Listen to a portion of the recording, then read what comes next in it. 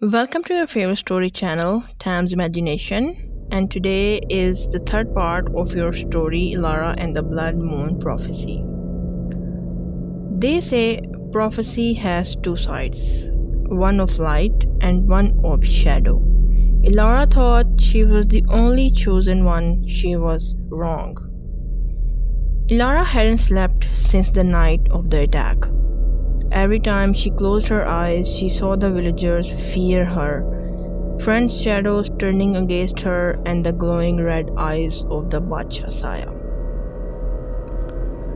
But worse than the dreams was the silence of the moonstone. The mark on her palm had grown cold. Was she losing the gift already?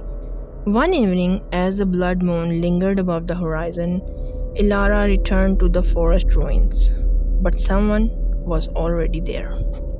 The boy around her age stood in the clearing, dark hair, piercing amber eyes, and in his hand a shard that glowed not silver but crimson.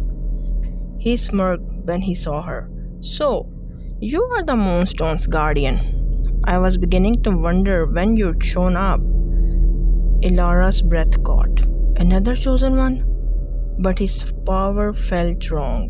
The shard pulsed like a beating heart, whispering shadows into the air around him. The boy stepped closer, his crimson shard glowing brighter. "They call me Kalen," and he said softly, "The Bloodstone chose me, and I'm not your enemy, at least not yet." Elara demanded answers.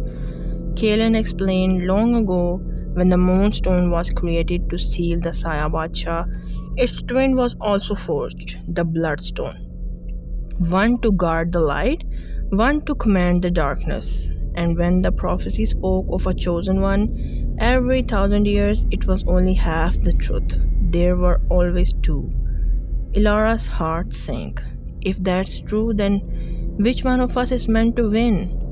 Kalen's smirk widened. "That depends which side you are on when the chains finally break."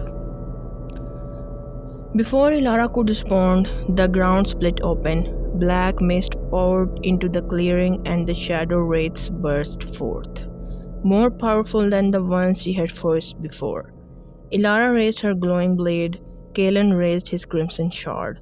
But instead of fighting the shadows, Kalen commanded them. They circled him, obeying like his soldiers. Elara's stomach twisted. The Bloodstone's chosen wasn't resisting the darkness, he was bonded to it. Still, the shadows turned on her.